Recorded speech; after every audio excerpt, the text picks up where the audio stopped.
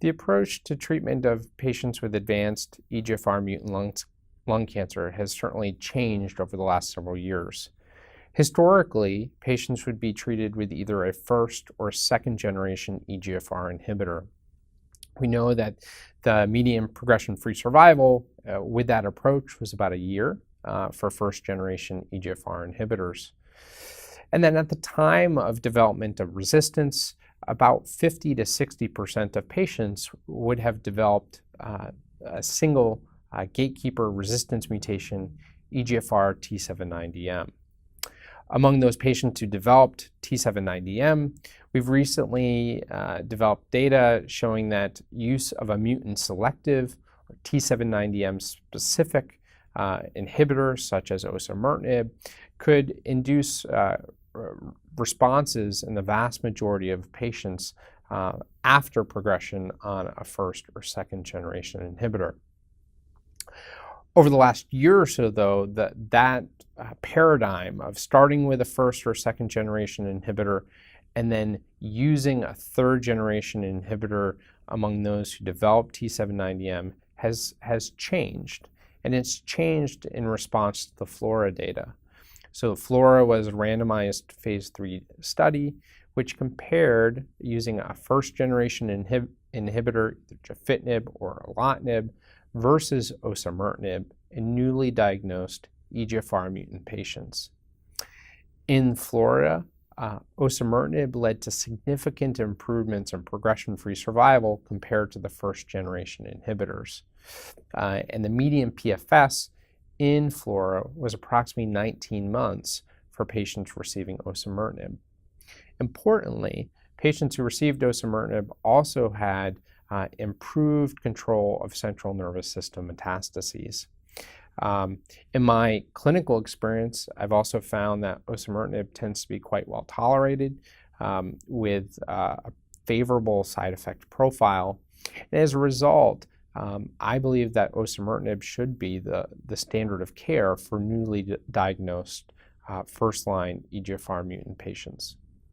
The FLAURA trial is a landmark trial that randomized EGFR mutant lung cancer patients to osimertinib, which is a third-generation EGFR TKI, versus first-generation agents, erlotinib or gefitinib, recognizing that osimertinib, which is a third-generation agent, has several advantages. One, it's able to target the most common mechanism of resistance with the first-generation agents vis-a-vis a gatekeeper T790M mutation.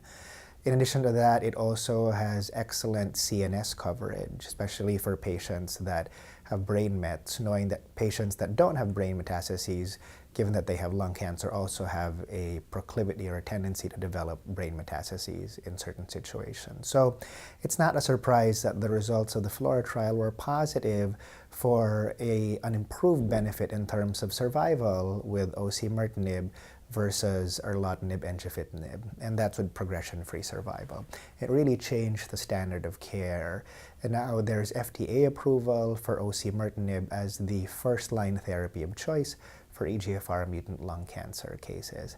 And I think this really underscores the paradigm of using your best drug first, knowing that osimertinib was previously approved for patients who had progression on a first-generation or second-generation TKI that then developed the T790M mutation. Now we're moving that to the frontline setting and using it for everybody. An alternative approach that has been put forward has been to, after FLAURA, that clinicians should still continue using a first or second generation inhibitor first, followed by a third generation inhibitor such as osimertinib. In my mind, that approach is flawed, and the reason that's the case is that among patients who receive first or second generation inhibitors, only 50 to 60% of them will actually develop T790M and thus be candidates for receiving osimertinib in the second-line setting. Furthermore, we also know that from various clinical trials that not every single patient makes it to the next therapy. Even when patients are eligible for crossover in clinical trials, the numbers of crossover don't reach 100%. And so I feel that we should use our very best therapy first in order to try to maximize efficacy while also maintaining a favorable safety profile.